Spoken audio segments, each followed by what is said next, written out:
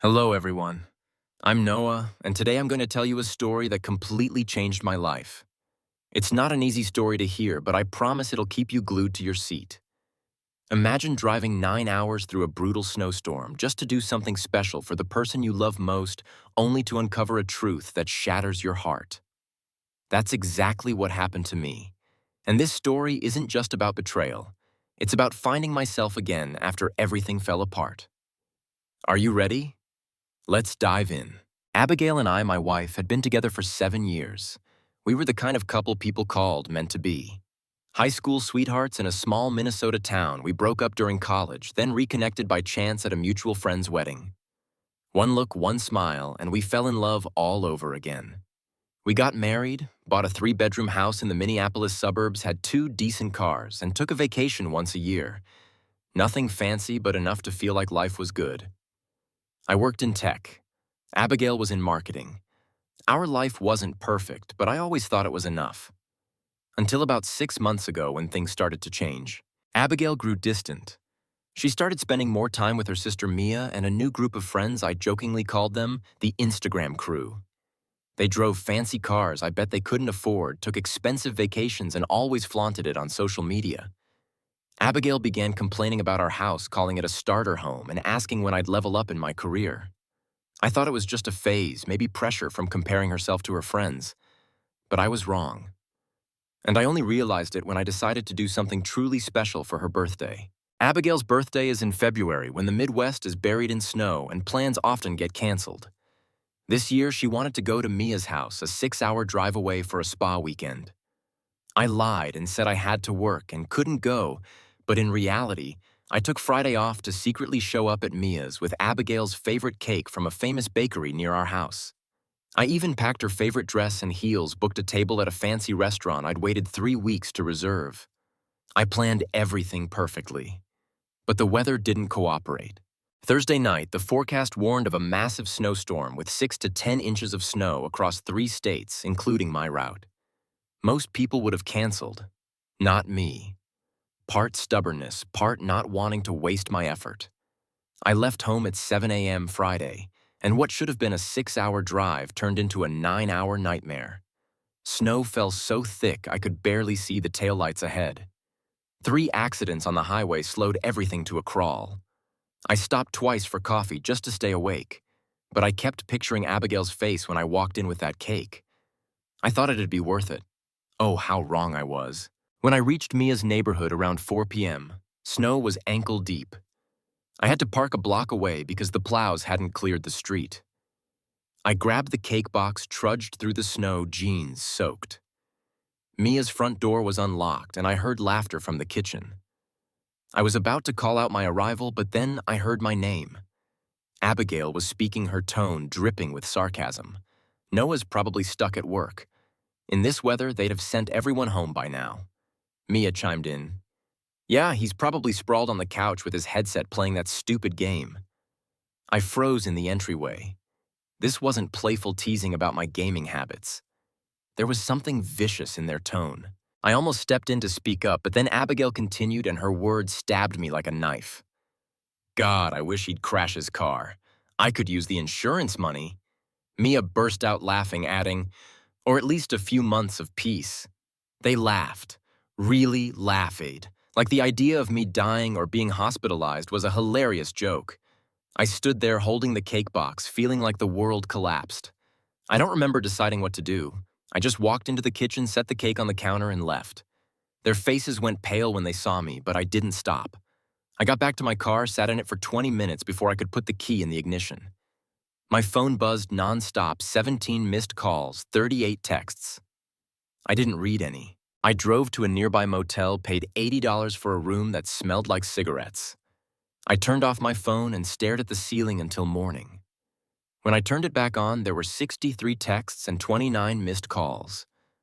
I didn't read them, just texted my friend Theodore, something's up with Abigail. Need a place to crash for a few days. Theodore, a great friend, only replied, doors open, beers in the fridge. I drove 9 hours back home, packed 3 suitcases of clothes and essentials while Abigail was still at Mia's. I grabbed important papers from our fireproof box and went to Theodore's. It was 3 days after hearing those words, and I still hadn't spoken to Abigail despite her relentless attempts to reach me. The next few days, I moved like a robot. I went to the bank, transferred half our joint savings to a new account. In my name, only froze. Our shared credit cards changed every password. I told my boss I needed to work remotely for a week due to a family situation. I met with a financial advisor named Milton who revealed Abigail had been overspending $17,800 a month on online shopping and a secret store credit card with a $3,000 balance. I was shocked but not surprised. The signs were there. I just didn't want to see them. I kept replaying her words, "I wish he'd crash his car. I could use the insurance money. Who says that about someone they love?" And the way they laughed, like my misfortune was normal. I started wondering if this was the first time she'd said it, or just the first time I'd heard. I thought of a friend, Jake, who once found out his wife badmouthed him to her friends, calling him a loser. Jake forgave her, but he said the wound never healed. I didn't want to live with a wound forever. A week later, I went back to the house when Abigail was at work. I brought 3 empty suitcases in Theodore's truck. The house looked the same: coffee mug on the counter, mail piled at the door, but it felt alien, like stepping onto a movie set. I packed my clothes, my grandmother's watch, my journals, the hard drive with our photos. I left things we'd bought together, the sofa, dining table, bed. But I did a few petty things to vent, lowered the thermostat to 62 degrees because Abigail hates the cold, unscrewed the fridge light bulb to annoy her, and changed the Wi-Fi password to "I hope he crashes 2023. Sounds childish, but it made me feel a shred of control. As I left, our neighbor Lydia saw my truck loaded with stuff. I lied, saying I was donating things, but her look said she didn't buy it. I didn't care. I needed to erase myself from that life. At Theodore's, I stored my things in his garage, keeping just 2 suitcases of clothes. Theodore didn't pry, just handed me a beer and said, "Sometimes life kicks you hard." I laughed the first time in days. Abigail kept texting, calling, going from confused to angry to pleading. I didn't respond. Once I skimmed a few texts. "Where are you? It was just a joke. You're being so immature, answer me." She even threatened to call the police. I stayed silent. Then one day, Mia cornered me at the grocery store. She said Abigail was worried that it was just sisterly joking. I asked point blank, "You think wishing your husband would die for insurance money is a normal joke?" Mia stammered. Couldn't answer, and I walked away. That moment, I knew I wasn't crazy for feeling betrayed. I started rebuilding my life. I jogged every morning, worked remotely, hit the gym 3 times a week. Theodore and I cooked together simple dinners that made me feel normal. I missed small things about Abigail, how she always bought overpriced coffee, sang terribly in the shower, her quirky fuzzy sock collection. But I didn't miss tiptoeing around her moods or the subtle jabs I'd thought were funny. I realized I'd been walking on eggshells too long. About 2 weeks later, Abigail showed up at Theodore's looking haggard, eyes red. She begged to explain. I wasn't going to give her the chance, but I had something she couldn't deny. While driving, I'd used a voice memo app to record gift ideas for Abigail, and it accidentally captured the entire conversation at Mia's. I played it, "God, I wish he'd crash his car. I could use the insurance money." Their laughter rang out. Abigail went pale, tried saying it was a joke, that she meant crash into the sofa. I asked if I hadn't heard, "Would you have told me?" Her silence was the answer I needed. I told her I'd filed for legal separation a 6-month period to decide on reconciliation or divorce. Abigail cried, said she was stressed from work, that Mia influenced her, that she didn't mean it. But I didn't trust her anymore. Theodore appeared, gently suggested she leave. She did, leaving me with an empty feeling. That night, Theodore brought 2 beers and said I saw my parents fight, but this is worse. I laughed, but inside I was crumbling. I reconnected with Milton, the financial advisor, and found Abigail had withdrawn cash from our joint account, $12,000 in a year, no receipts. I sent a formal letter requesting financial separation delivered to her workplace. I canceled shared streaming accounts, changed cloud storage passwords, forwarded my mail to a P.O. box. Each step was a small cut severing me from our shared life. One day I posted a photo of the half-eaten birthday cake on social media, no caption. My phone blew up, friends asking what it meant, Abigail calling nonstop. I didn't respond. I wanted them to wonder, to guess. I started getting texts from mutual friends. Some said Abigail claimed I misunderstood and was overreacting. I didn't explain. I didn't need them to believe me. I knew the truth. A month later, I rented a one-bedroom apartment in downtown Minneapolis. Moving in felt like a fresh start. I bought a good mattress, hung a few photos, started new routines. I jogged along the Mississippi, worked at a nearby cafe, learned to cook pho from a YouTube recipe. I missed Abigail, but not the one who mocked me. I missed the early days when she looked at me like I was her world. But I also realized I'd ignored red flags, how she compared me to Mia's friends, how she made me feel not good enough. Abigail started changing. She sold her flashy convertible, paid off credit card debt, even joined a women's group on finance and healthy relationships. She sent me a 10-page letter recounting our entire relationship from her perspective, from the lakeside proposal to the miscarriage we never fully discussed, to how she started seeing me as a provider instead of a partner. She admitted resenting my contentment with our life, comparing us to friends drowning in debt. She even confessed to flirting with a coworker, though she swore nothing happened. The letter came with a USB of her therapy session recordings. I listened to one clip, too painful. I kept the letter, deleted the files. I met a lawyer, coincidentally also named Milton. He said divorce would be simple since we had no kids, but the house and finances would be tricky. He suggested formal separation first, and I agreed. Papers were sent to Abigail, and she broke down. She called saying the house felt empty, that she realized how much she depended on me. I didn't respond, but I started wondering if I was being too harsh. One day I ran into our neighbor Lydia at a store. She said Abigail was hosting weekly women's group meetings at the house. I got curious, drove by, and saw 7 cars parked out front. Later, Abigail's friend Jill texted that Abigail was learning to live more responsibly but still hoped I'd come back. I didn't fall for it. I'd learned words aren't enough, actions matter. I thought of an acquaintance, Emily, who left a toxic marriage. She said leaving wasn't just about escaping the other person, it was about rediscovering herself. Emily's now a yoga instructor thriving in Colorado. Her story made me think I wasn't just leaving Abigail. I was finding Noah, the man I'd lost, trying to please her. 3 months after that fateful day, Abigail suggested meeting at a cafe. She handed me an envelope with terms. If we reconciled, we'd do therapy, financial transparency, and regular relationship check-ins. If we divorced, she'd buy my share of the house at market value, no alimony. I was impressed by her maturity, but still undecided. I needed time to know if I could forgive or if we'd gone too far down separate paths. On day 90, I went back to the bakery, bought the same cake, and set it on my new apartment's kitchen counter. I took a photo, sent it to Abigail, my first direct message in 3 months. She called instantly, but I let it go to voicemail. In her message, she said she understood the cake's symbolism, that she'd respect my decision, and that she was proud I'd handled everything with dignity. I ate a slice, not sad, but at peace. I knew whatever I chose, I'd choose from strength, not fear. I'm meeting my lawyer soon to discuss next steps. I don't know if Abigail and I have a future together. The wound she caused runs deep. Trust broken isn't easily rebuilt. But I know I'm not the man who placed that cake on Mia's counter. I've learned my worth, and I'll never let anyone make me feel less than. This story isn't over, and I'll update when I make a final decision. But for now, I want to ask you, have you ever been betrayed by the person you trusted most? How did you move forward? Share in the comments, because sometimes speaking out is the only way to heal. Thanks for listening, and I hope this story reminds you that you deserve love and respect always.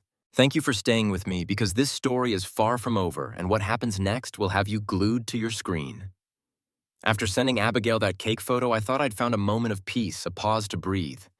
But life, as you know, has a way of throwing curveballs when you least expect it. Let me continue, because this story is about to get a whole lot more dramatic. After eating that slice of cake, I sat in my new apartment looking out at snow-covered Minneapolis through the window. I thought I had things under control, finances, emotions, my future. But the next morning when I checked my email, a message from Jill, Abigail's best friend, stopped me cold.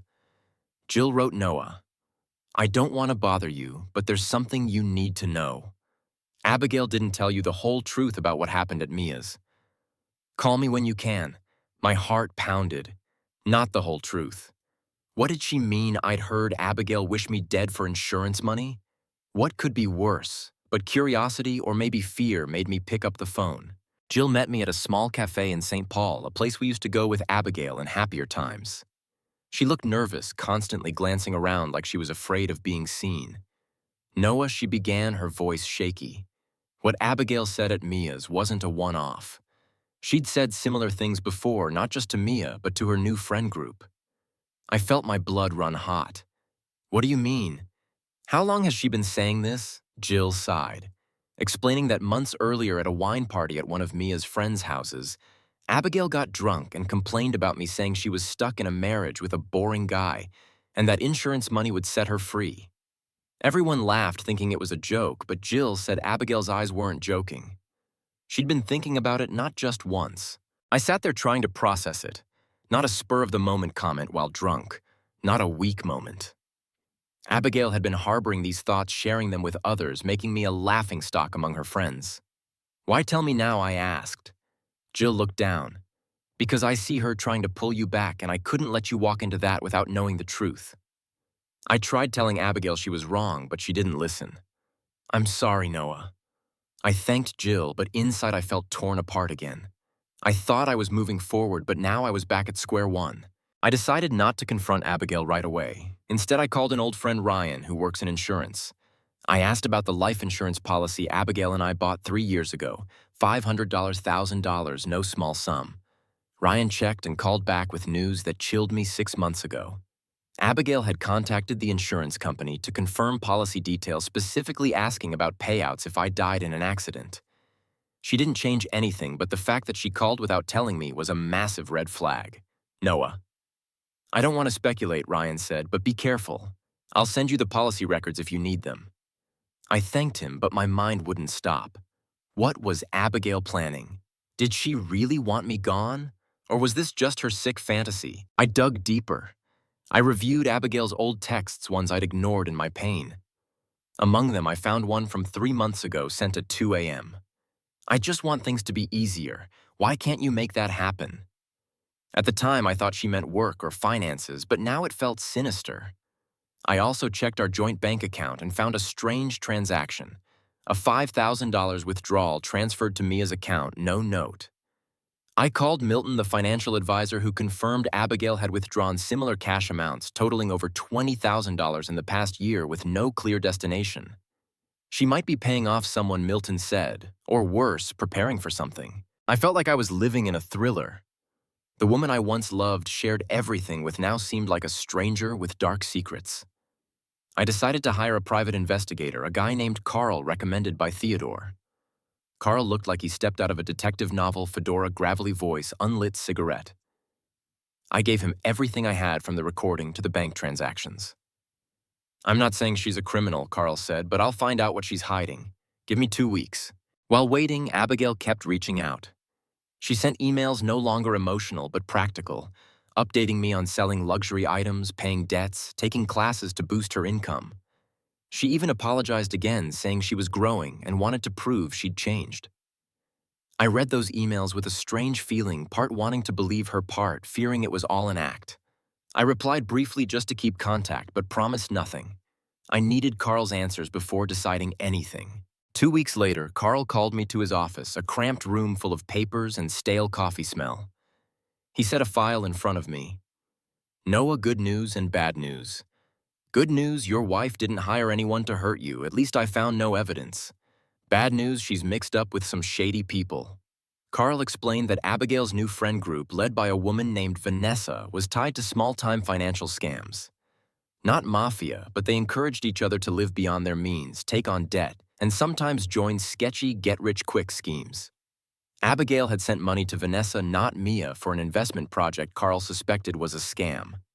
She's not the mastermind, Carl said, but she got sucked into this lifestyle and it changed how she saw you.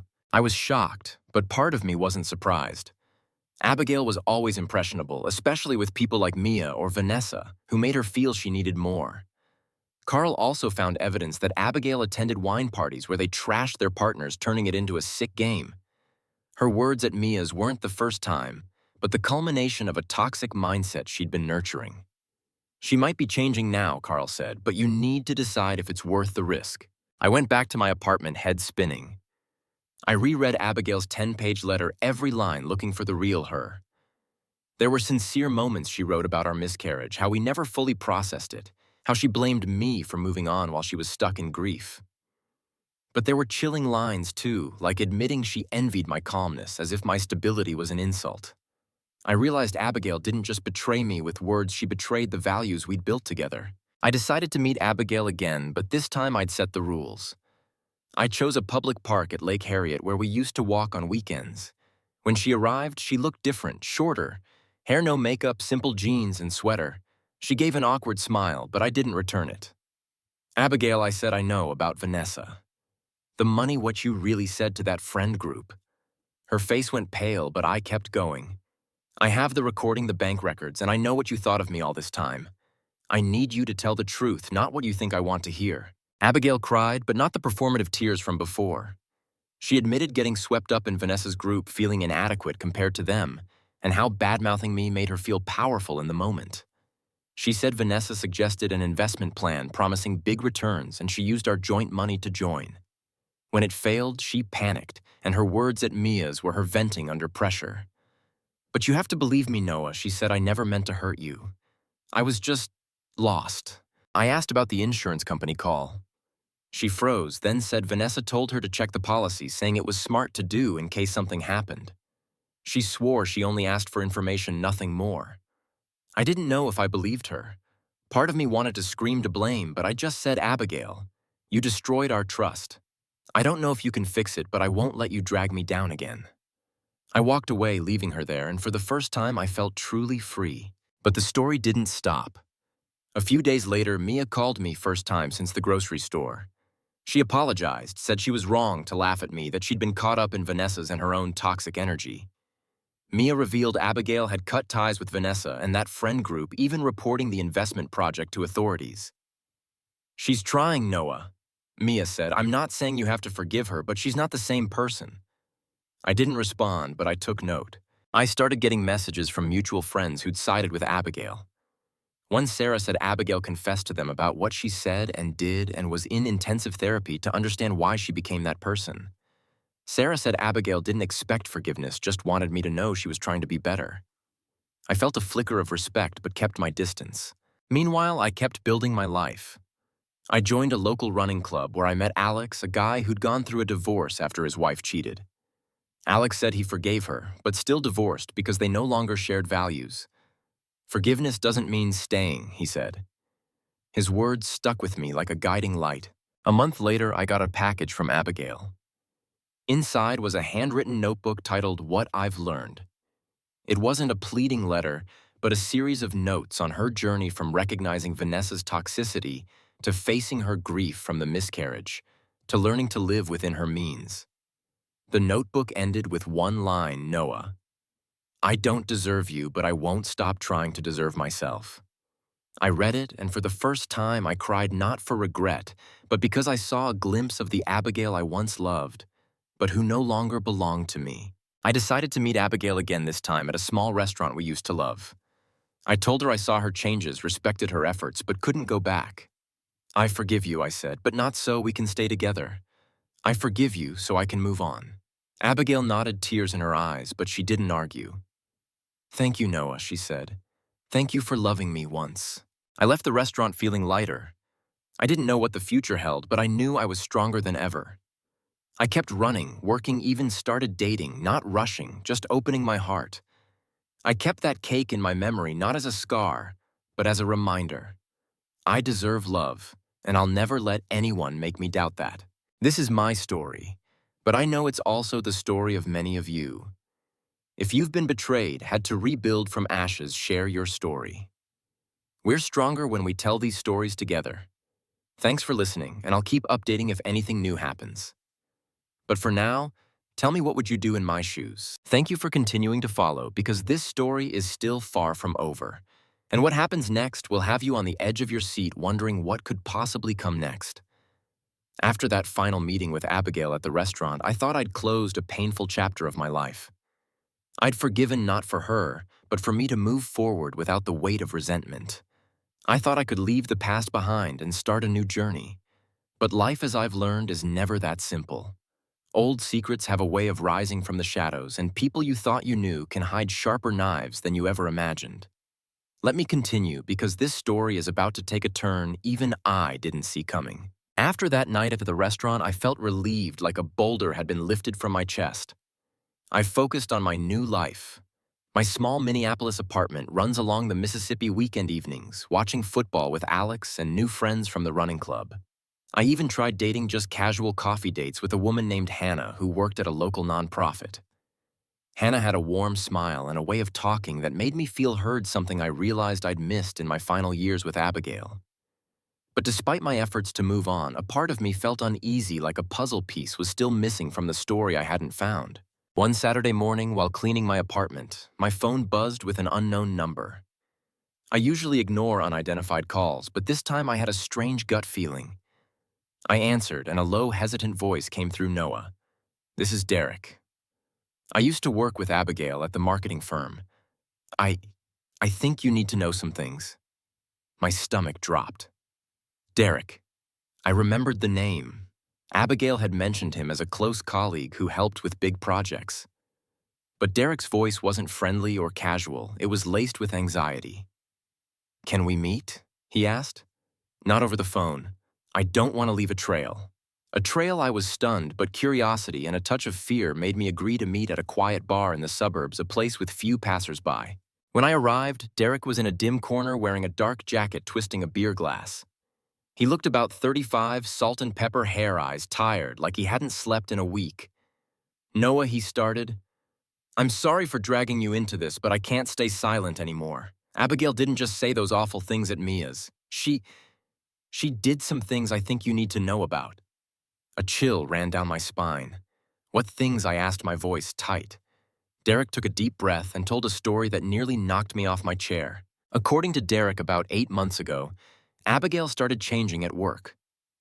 She became secretive, often working late and taking private calls she didn't share with the team. Derek, her project manager at the time, noticed she was frequently in contact with a client named Mr. Callahan, someone no one at the firm really knew. Callahan was introduced as a representative of an investment fund, and Abigail was handling a marketing campaign for him. But Derek grew suspicious because Callahan's emails were always brief, lacking detail, and Abigail refused to share specifics. I thought she was doing something on the side, Derek said. And then I overheard a call. One evening after the office had cleared out, Derek went back for his forgotten laptop and heard Abigail on the phone in a meeting room. She mentioned me, my name, Noah, and talked about resolving financial issues and making sure everything was set. Derek didn't catch the full context, but the phrase, "if he's not here," stuck with him, and it gave him chills. He didn't report it then, thinking he might have misunderstood. But after hearing Abigail and I had separated gossip spreads fast at work, he started connecting the dots. I'm not saying she was planning anything serious, Derek said, but I think she was being manipulated by this Callahan.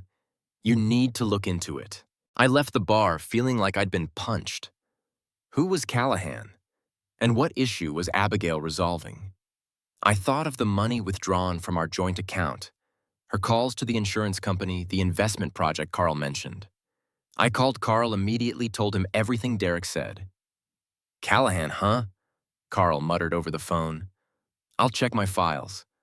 If that name pops up, we might be looking at something bigger than Vanessa and her scam friends. Carl promised to dig deeper, but warned me, Noah, don't do anything rash. If Abigail's tied to someone dangerous, you don't want to be a target. The next few days, I lived in a fog of paranoia. I started noticing small details I'd overlooked. Once, while checking my P.O. box, I found an envelope with no sender, just my address. Inside was a note in handwriting. Be careful what you look for. No signature, no clues. I showed it to Carl, and he frowned. Could be a prank, but I don't like this. Someone knows you're asking questions. I began feeling watched, a black car parked near my apartment too long, a stranger staring at me in the grocery store. Maybe I was paranoid, but after everything, I couldn't be sure. Meanwhile, Abigail kept emailing, her tone increasingly sincere. She wrote about joining a support group for people drawn into toxic relationships, learning to recognize her mistakes. One email stopped me. She described our reunion at that friend's wedding, how I danced with her under dim lights, how she knew she'd love me forever. I lost that Noah, she wrote, and I'll spend my life making it right whether you're with me or not. I wanted to believe her, but after Derek's story, I couldn't help wondering, Was this the real Abigail or a performance to hide something bigger? A week later, Carl called with news that froze me. He'd tracked down Mr. Callahan, not his real name. The man was Victor Russo, a financial broker with a history of investigations for investment fraud and money laundering. Russo was linked to Vanessa, the leader of Abigail's friend group, and Carl suspected Russo used Vanessa to pull Abigail into an illegal financial scheme. Abigail might not know the full truth, Carl said. She might think she's investing, but Russo's not the type to leave witnesses. And if she mentioned you in calls with him, you could be in danger. Carl urged me to contact the police, but I hesitated. I didn't want to destroy Abigail if she was truly a victim, but I couldn't risk my life either. I decided to confront Abigail, but this time I'd record everything. I invited her to a crowded downtown cafe where I felt safe. When she arrived, she looked tired, but determined. I got straight to it. Abigail, tell me about Callahan, or rather Victor Russo. Her face stiffened, and for a second I saw fear flash in her eyes. What do you know? She asked, voice trembling. I shared what Derek and Carl found, not everything, but enough to show I wasn't bluffing. If you don't tell the truth right now, I said, I'm handing everything to the police. Abigail broke down sobbing in the middle of the cafe, drawing stares. She admitted meeting Russo through Vanessa, who promised big profits from a special investment fund. She'd given $20,000 from our joint account, thinking it would upgrade our life. When the plan failed, Russo turned threatening, demanding more money, and she panicked. I never meant to hurt you, Noah, she swore. Those words at Mia's. I said them under pressure because I was scared. Russo asked about our insurance, and I checked the policy, but I had no plans to do anything I asked. So why didn't you tell me? Why let me hear those words from your mouth? She had no answer, just cried and said I was a fool and I ruined everything. I left the cafe with the recording on my phone, but my heart was heavy. Abigail might be Russo's victim, but she chose to hide it from me, chose to say those horrific words instead of asking for help. I contacted Carl, gave him the recording, and he passed it to a friend at the Minneapolis police. They'll look into Russo, Carl said, but Abigail might be called in for questioning. Brace yourself. I nodded, but inside I just wanted it all to end. A few days later, I got a call from a detective named Ramirez. He confirmed Russo was under investigation for multiple scams, and Abigail had agreed to cooperate, providing emails and texts between her and Vanessa. She might avoid charges if she keeps helping us, Ramirez said, but you should know she admitted she considered leaving you to start over with Russo's money. Not a murder plot, but not innocent either. I thanked Ramirez, but inside I felt numb. Abigail didn't just betray me with words she dreamed of a life without me built on dirty money. I decided to cut ties completely. I emailed Abigail saying I wished her well but couldn't be part of her future. I filed for divorce, requesting a fair asset split and selling our shared house to divide the proceeds. Abigail didn't fight it. She just replied, I understand, and I'm sorry for everything. I heard she moved to a smaller apartment, continued therapy, and was working to pay off debts. Part of me felt sad for her, but a bigger part knew I had to protect myself. Time passed, and I kept building my life. I got a promotion at work, started a blog about overcoming betrayal, even published an article in a local magazine.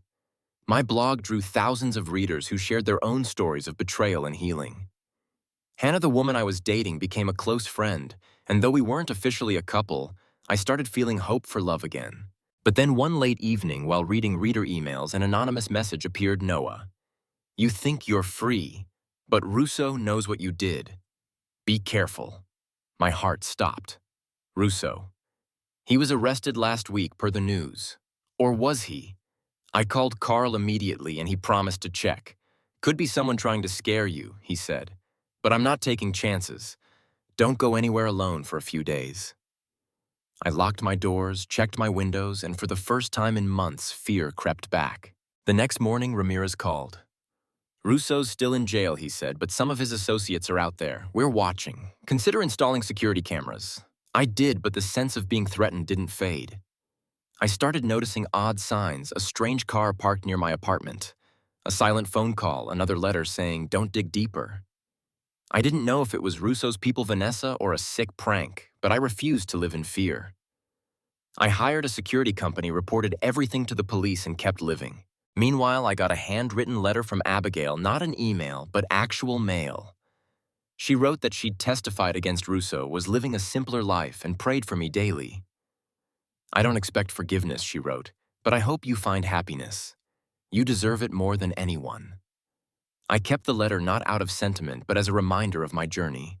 Thank you for staying with me, because this story still isn't over, and what's coming next will leave you breathless, wondering if things can get any more intense.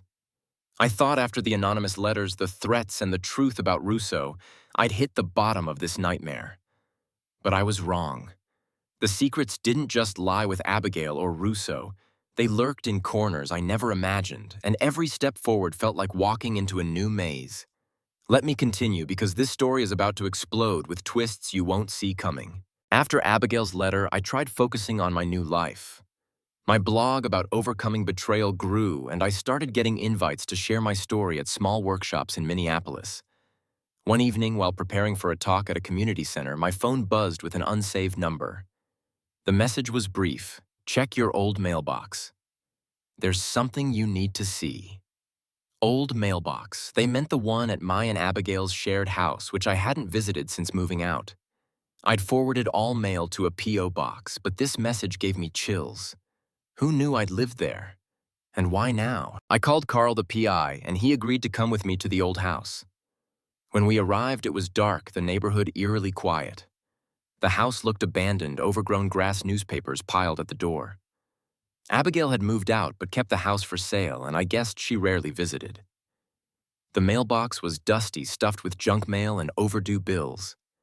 But at the bottom, I found a brown envelope, no sender, just my address in handwriting.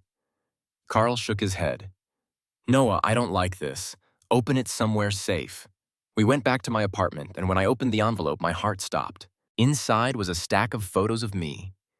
Me jogging by the river, sitting in a cafe, even standing outside my new apartment. Someone had been following me, and not just once. Attached was a note: Russo isn't your only problem. Ask Abigail about her real friend. My blood ran cold. Abigail again. I thought she'd told the truth, that she was trying to change, but these photos, these threats suggested something bigger, and I was caught in the crosshairs. I called Detective Ramirez, who was investigating Russo. He agreed to meet at the station, and when I showed him the photos, his face grew serious. Noah, this isn't a game. Someone's sending a message, and we need to find out who before things escalate. Ramirez asked if I suspected anyone, and I could only think of Abigail, but she was cooperating with the police testifying against Russo. Could she be hiding more? Ramirez promised to increase patrols around my apartment and told me to keep this quiet, but he also advised talk to Abigail. If she knows something, you need to get it out of her before this person acts. I didn't want to see Abigail not after everything. But I had no choice. I emailed asking her to meet at a crowded park at Lake Harriet, where I'd confronted her about Russo. When she arrived, she looked like a ghost, dark circles, hair, and a messy bun, a tension I'd never seen. Noah, what's going on? She asked, voice shaky. I didn't sugarcoat it. I set the photos in front of her and said, Someone's following me, Abigail, and they told me to ask you about your real friend. What do you know? She looked at the photos, and I swear the color drained from her face. She shook her head, stammering, I don't know. I swear, Noah, I'm not involved in this. I didn't buy it. I pressed Abigail. I've given you chance after chance. If you're hiding something, now's the time, because I'm not waiting for someone to show up with a knife. She cried, but I didn't soften. Finally, she confessed a detail she'd never mentioned. There's a guy, she said, voice choking. Not Russo. Someone in Vanessa's group named Ethan. He got me into the investment, and he knew about Russo. When I cut contact with Vanessa, Ethan wasn't happy. He said I owed him, that I couldn't quit the game that easily. I was stunned. Ethan, another player in this web.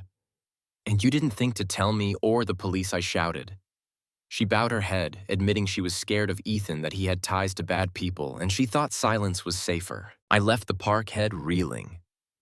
Who was Ethan, and why was he targeting me? I called Carl immediately, and he started digging into Ethan. Within days, he came back with information that chilled me. Ethan wasn't just a friend in Vanessa's group. He was Russo's right-hand man, handling dirty deals for him. Carl found evidence that Ethan contacted Abigail after she began cooperating with the police, sending threatening texts to keep quiet about Russo. But what shocked me most was that Ethan knew about me, knew I'd hired Carl, knew I was digging. Noah Carl said this guy's not playing. He sees you as a threat, and those photos are a warning. We need to get you protection. I contacted Ramirez, who confirmed Ethan was on their radar, but they lacked evidence to arrest him. He's careful, Ramirez said. But if he's targeting you, we'll set a trap. They installed security cameras around my apartment, and I was told to report anything unusual. I felt like I was in a spy movie, but the fear was real. One night working late, the hallway lights suddenly went out. I heard footsteps, then a soft knock. My heart pounded. I checked the camera, saw nothing, just an envelope slid under the door. I didn't open it, called Ramirez. He came, and we opened it together. Inside was another photo, this time of Abigail taken from a distance with a note. She talks too much. You're next. I nearly lost it. Abigail was in danger, and though I no longer loved her, I didn't want her hurt. I called urging her to stay with Mia or somewhere safe, but she refused. I have to face this, Noah, she said. I caused this mess, and I'm not hiding. I didn't know if it was bravery or stupidity, but I couldn't convince her. Meanwhile, Ramirez and his team tightened their watch on Ethan. They found he frequented a bar in the suburbs meeting associates. Ramirez proposed a bold plan. I'd go to the bar, wear a wire, and try to get Ethan to talk. He knows your face, Ramirez said, and he's cocky. If you rattle him, he might slip. I hesitated. Facing a criminal was insane, but I was tired of living in fear. I agreed, and after a brief training with Ramirez on staying calm, I walked into the bar on a Friday night. It was loud, reeking of beer and cigarettes. Ethan was in a corner in a leather jacket talking to another man. I sat a few tables away, ordered a beer, and waited. After about 20 minutes, Ethan noticed me. He smirked a cold, reptilian smile and approached. Noah Wright, he said, voice smooth. Heard you like poking into things that aren't your business. I stayed calm as Ramirez instructed and replied, just wondering why you keep sending me photos. If you've got something to say, say it. Ethan laughed, but his eyes didn't.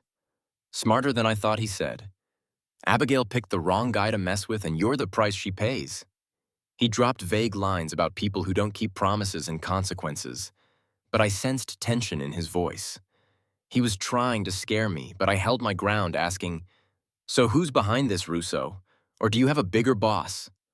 His face darkened, and he stood, saying, keep asking. You'll find out soon enough.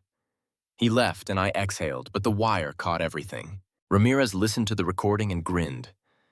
Nice work, Noah. He didn't give much, but that bigger boss line is a lead. We'll follow it.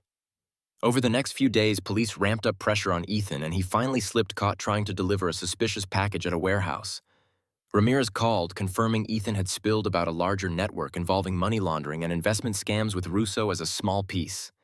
Abigail was called to testify further, revealing Ethan had threatened to deal with me if she didn't cooperate. She might have saved you, Noah, Ramirez said. She gave everything, even knowing she could face legal trouble. I didn't know how to feel. Abigail caused this mess, but she was trying to fix it. I met her one last time at the police station after her testimony. She looked exhausted, but there was a new resolve in her eyes. Noah, she said, I don't expect forgiveness, but I want you to know I told them the truth, no matter the cost. I owed you that. I nodded, said little, but inside I felt some closure. Abigail was no longer my wife, but she was trying to be a better person. This story has pulled me through emotions I never imagined, from pain to fear to resolve. I still blog run and build my new life. Hannah and I are closer, and though I'm not ready for a serious relationship, she makes me believe real love exists. The threats have stopped and Ethan awaits trial. But I know life holds surprises, and I've learned to be ready. All this story proves that even when the world collapses, you can rise stronger than ever. If you've faced betrayal or danger, what helped you through, share, because every story is a light for someone else. Thanks for being here, and I'll update if anything new arises. Let's keep moving forward together. Okay?